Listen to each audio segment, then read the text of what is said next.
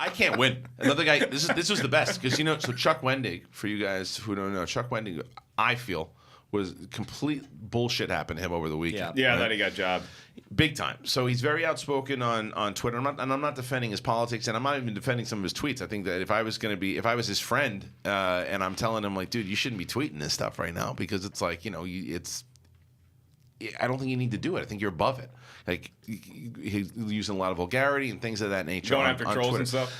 Yeah, and he's defending himself. He's very left wing. Right. So, and the thing is, and that's not the defense of it. The defense of it is the fact that the reasoning why he was given for why he was fired. And so, for Chuck Wendig, who wrote the Aftermath books, he was set to write another book for Star Wars.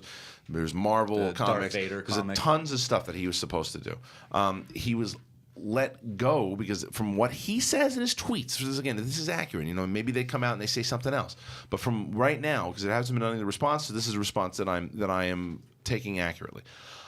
He says that that they fired him because they didn't like what was happening, the response of the Twitter comments and the negative comments that were coming from his comments. And it's like, well, then shut down YouTube if that's the case. You know what I mean? And it's like you can't fire somebody. Can we do that? I hope, but for free speech, it'll happen on its own.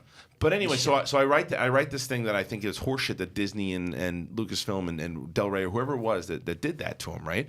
And then someone writes to me, this is why I don't watch that clown on Jedi Council anymore, you shill. How am I a fucking shill when I'm calling out Disney at this point? It's like, make up your mind. You can say I'm a douche for having that particular opinion, but it's like, what a dummy.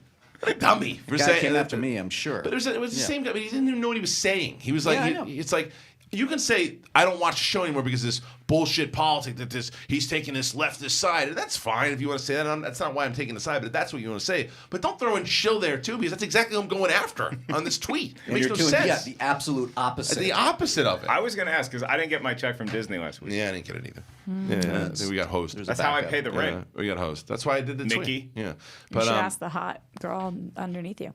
Oh. Maybe she'll let you move in. But anyway, so Riley, any blowback, anything else from that from the Chuck Wendig stuff? Yeah.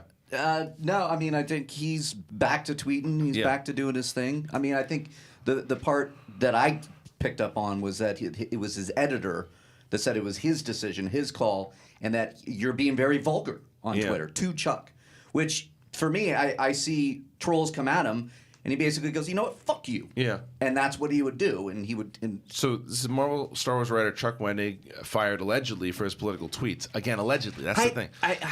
Yeah. So if you go, but the thing is, I think you got to get more to the story. Not to say about clickbait, but I think Deadline kind of spun it a bit. Yeah. Here on this, the politics. I took it that he was just very like, fuck you, fuck you, fuck you. There's more to the story though too, because we do need to get the other side of it here, because the question is, was he warned? Was he warned? Was he warned in the fact that it's just like, keep doing this, you got to stop doing this, right? Because if you keep doing it, we can't have you representing. I wonder if after the James Gunn stuff happened, if it was like a company-wide thing where they tried to talk to a lot of their creators and artists and stuff like that. But the fear for me is just the precedent that you're setting, where it's like, okay, so if Jon Favreau makes a movie or a TV show, if people don't like the Star Wars show, right? And they start attacking him, who's getting fired there? Who is now not going to get fired for negativity? Right. Like, how much negativity is too much? But that's the question. I mean, you could see the argument, and I'm again taking the other side of it. You can see the argument to where if they called Chuck in and said, "Look, man, you're representing kids brands here with Star Wars, and you're doing Marvel stuff, and like you're being vulgar on Twitter, and like you're going after people, and like we want to scale that back. So as long as you're working here, we would ask you to please pull back on that." Mm-hmm. If those conversations did happen, and there's proof that those conversations did happen,